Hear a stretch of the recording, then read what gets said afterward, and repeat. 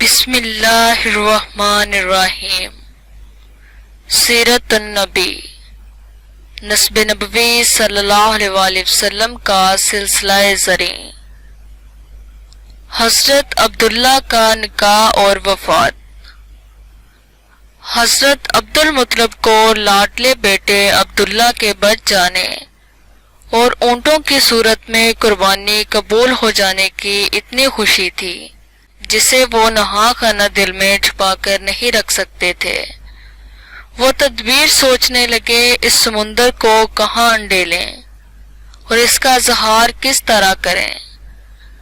آخر ایک شفیق باپ کے حوالے سے انہیں ایک ہی ترکیب سوچی کہ اس کا گھر آباد کر دیں۔ جشن شادی کے ساتھ ساتھ جشن شادمانی کا بھی اہتمام و مظاہرہ ہو جائے گا۔ حضرت عبداللہ کے لیے قریش کے تمام قبائل، بنو عبد مناف، بنو عبد شمس اور مخروم کے تمام جوان دوشیزائیں آس لگائے بیٹھی تھیں۔ ان کی پیشانی میں تاباں نور نبوی صلی اللہ علیہ وآلہ وسلم سب کے لیے سب سے زیادہ وجہ کشش تھا۔ وہ اس کے حصول کے لیے تمام جائیداد اور مال و متاع کی قربانی کے لیے بھی آمادہ تھیں۔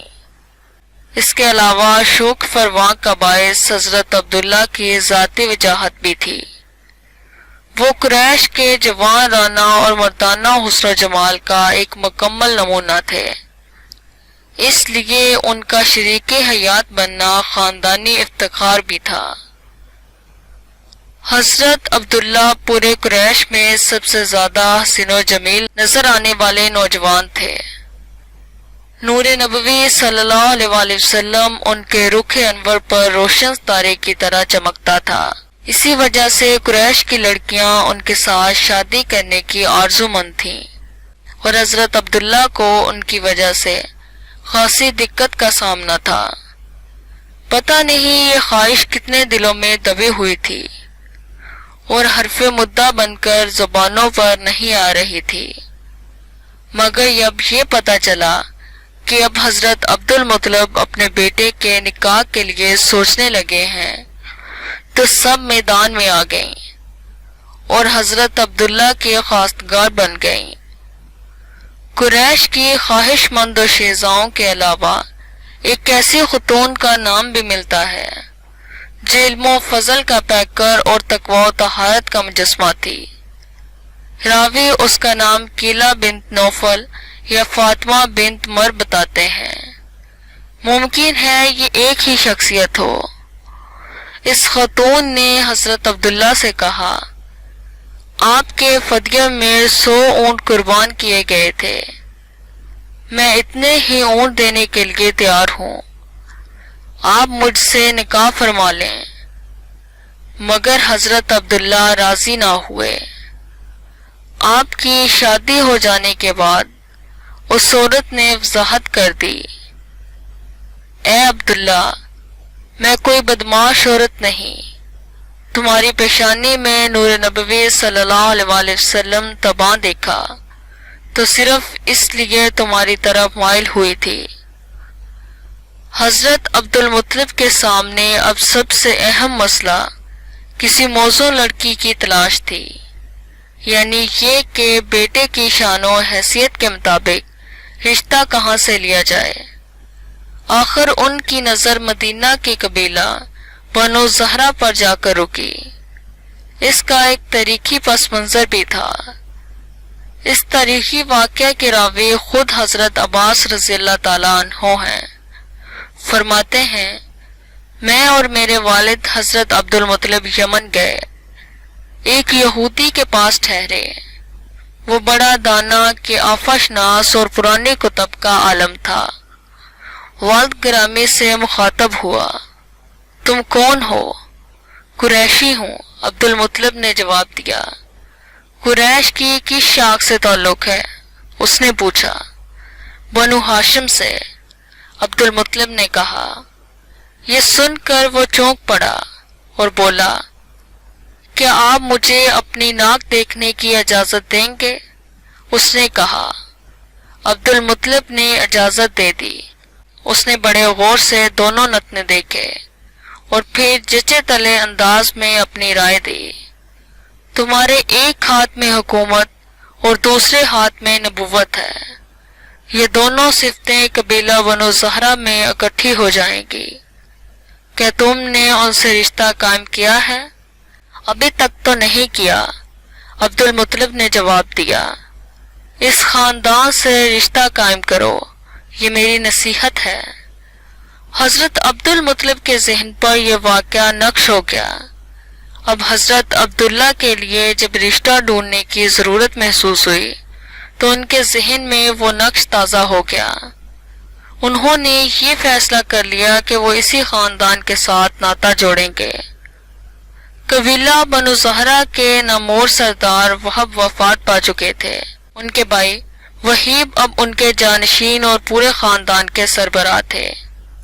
ان کی بھتیجی اور وہب کی باکمال اور نیک بخت صاحبزادی حضرت آمنہ انہی کی زیر نگرانی اور زیر کفالت پرورش پا رہی تھی، جن کے عروج اور بخت و اقبال کے سامنے ہفت و سماوات بھی سرنگوں ہونے والے تھے۔ انہیں قدرت نے ایک ایسے اعزاز کے لیے منتخب فرما لیا تھا جو نہ کسی کو نصیب ہوا اور نہ آئندہ نصیب ہوگا۔ سعادت و فیروز مندی اور رفت و شادمانی کی ملکہ حضرت سیدنا آمنہ رضی اللہ تعالیٰ عنہ کے مقدس روپ میں سمائی ہوئی اس سعادت فیروز بختی اور عظمت و رفت کو حاصل کرنے کے لیے عبد المطلب وہاں پہنچ گئے اور وہیب سے حضرت عبداللہ کے لیے آمنہ بیٹی کی خواستگاری کی۔ اس رشتے کو وہیب نے بڑے فخر و انبساط کے ساتھ قبول کیا۔ وہیب کی اپنی سخی بیٹی حالہ تھی۔ حضرت عبد المطلب نے اسے اپنے لیے مانگا کیونکہ وہ اس خاندان کے ساتھ مکمل منسلک ہونا چاہتے تھے۔ جناب وہیب نے اس رشتے کو بھی شرف قبول بخشا اور بیک وقت دونوں نکاح ہو گئے۔ حضرت حمزہ اور صفیہ جناب حالہ ہی کی اولاد ہیں۔ ابو نعیم خراتی اور ابن اساکر نے بطریق عطا حضرت عبداللہ ابن عباس سے روایت کیا ہے کہ ایک مرتبہ حضرت عبد المطلب اپنے فرزند حضرت عبداللہ کو لے کر ایک کہنہ کے پاس سے گزرے جو تورات، انجیل اور کتب سابقہ کی عالمہ تھی۔ اس کا نام فاطمہ شمیمیہ تھا۔ اس نے حضرت عبداللہ کے چہرے پیشانی پر نور محمدی صلی اللہ علیہ وآلہ وسلم چمکتا ہوا دیکھا تو حضرت عبداللہ کو نکاح کی دعوت دی، مگر آپ نے انکار کر دیا۔ پھر مذکور ہے کہ آپ کا نکاح جب حضرت آمنہ رضی اللہ تعالیٰ عنہ سے ہو گیا اور نور محمدی صلی اللہ علیہ وآلہ وسلم ان کے بطن میں منتقل ہو گیا تو ایک روز حضرت عبداللہ اسی فاطمہ نامی کہنہ کے پاس سے دوبارہ گزرے۔ اس نے آپ کی طرف توجہ تک نہ کی۔ حضرت عبداللہ نے پوچھا کیا بات ہے؟ اس وقت مجھے دعوت نکاح دیتی تھی اور آج توجہ تک نہیں کرتی۔ اس خاتون نے جواب دیا جس نور کی خاطر میں آپ کی طرف راغب ہوئی تھی وہ کوئی اور خوش نصیب لے گئی، اب مجھے آپ سے شادی کی حاجت نہیں۔ میری خواہش تھی کہ وہ نور مبارک میرے نصیب میں ہوتا، مگر اب ایسا ممکن نہیں رہا، وہ نور آپ سے جدا ہو چکا ہے۔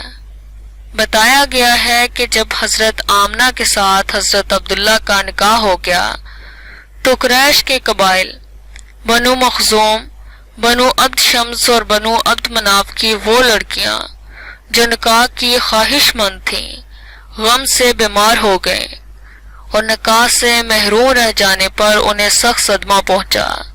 حضرت عبد المطلب عظیم المرتبت اور سراپا یمن و سعادت بہو کو لے کر گھر میں آئے۔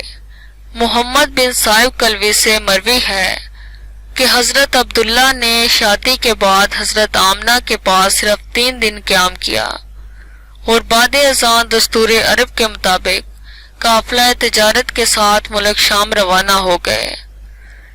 شادی اوائل ماہ رجب میں پیر کے دن عمل میں آئی۔ انہیں 3 دنوں کے دوران وہ ببرکت گھڑی بھی آئی جب نور محمدی کی گراں بار اور درخشاں امانت حضرت آمنہ کے سپرد ہوئی اور ان کی مقدس پیشانی اس نور سے جگمگا اٹھی جو حضرت عبداللہ کی پیشانی میں جلوہ گر تھا۔ مروی ہے کہ جس رات حضور صلی اللہ علیہ وآلہ وسلم کا نور حضرت آمنہ کے بطن میں منتقل ہوا وہ شب جمعہ تھی۔ اس انتقال نور کے بعد حضرت آمنہ بنت وہب کی زندگی میں کیا تبدیلیاں آئیں اور آپ نے کیا روح پرور اشارتیں سنی، ہم اس کا ذکر بعد میں کریں گے۔ دستور قریش کے مطابق حضرت عبداللہ کو تجارت کی غرض سے قافلہ کے ہمراہ ملک شام جانا پڑا۔ سامان بیچا، اپنا کام مکمل کیا، واپس آ رہے تھے کہ راستے میں بیمار پڑ گئے۔ جب مدینہ کے قریب پہنچے تو اپنے قافلے سے کہا، میری طبیعت زیادہ خراب ہو گئی ہے، سفر جاری نہیں رکھ سکتا، یہاں اپنے اقوال بنو مخزوم کے ہاں ٹھہر جاتا ہوں، آپ لوگ جائیں۔ جب حضرت عبداللہ وہاں 1 مہینہ رہے مگر صحت یاب نہ ہو سکے اور انتقال فرما گئے۔ اپنے والد گرامی حضرت عبد المطلب کے اقوال بنی عدی بن نجار کے ہاں مدفون ہوئے۔ انا للہ و انا الیہ راجعون۔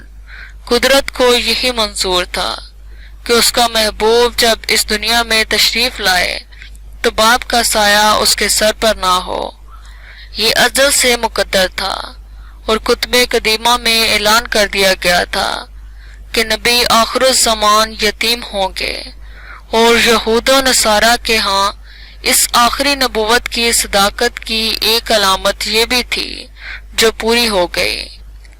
واپسی پر حضرت عبد المطلب اپنے بیٹے عبداللہ کو قافلے کے ہمراہ نہ پا کر بے قرار ہو گئے۔ فوراً اپنے بیٹے حارث کو بھیجا کہ جا کر چھوٹے بھائی کو لے آئے، مگر وہاں پہنچ کر انہیں اندو عناق خبر کے سوا کچھ نہ ملا۔ جب حضرت سیدہ آمنہ رضی اللہ تعالیٰ عنہ تک اپنے شوہر کے انتقال اور اپنی بیوی کی روح فرسا خبر پہنچی تو دنیا آنکھوں میں اندھیر ہو گئی، غم فرقت سے نڈھال ہو کر گر پڑی، ہوش آیا تو درد نہاں اور جذبات غم اشعار میں ڈل گئے۔ وادی بطحا کا گوشہ ہاشم کے بیٹے کے وجود مسعود اور مترنم آواز سے خاموش اور خالی ہو گیا ہے، اور وہ کفنوں میں لپٹا ہوا دور جا کر قبر میں مقیم ہو گیا ہے۔ موت نے اسے پکارا تو اس کی طرف چلا گیا۔ اس موت نے لوگوں میں ابن ہاشم جیسا کوئی نہیں چھوڑا، وہ بے مثل صفات کا حامل انسان تھا۔ وہ ایک حسرت ناک شام تھی جب لوگ اسے چارپائی پہ لے کر چل دیے۔ احباب کا ہجوم تھا اور اسے باری باری کندھا دے کر لے جا رہا تھا۔ اگر موت اور اس کی چیرہ دستیوں نے اسے ہلاک کر دیا ہے تو لوگ یاد رکھیں وہ ایک دریا دل فیاض و کریم دوست اور نہایت مہربان انسان تھا۔ جس روز حضرت عبداللہ کا انتقال ہوا ان کی عمر 25 برس تھی۔ حضرت عبداللہ نے ترکہ میں بکریوں کا ایک ریوڑ اور 5 اونٹ چھوڑے، اس کے علاوہ ایک کنیر چھوڑی جس کا نام ام ایمن تھا۔ اس خاتون نے نبی آخر الزمان صلی اللہ علیہ وآلہ وسلم کو گود کھلایا، بہت خدمت کی، جس کا حضور صلی اللہ علیہ وآلہ وسلم نے بعد میں اعتراف بھی فرمایا اور اس کی بہت قدر افزائی فرمائی۔ شکریہ۔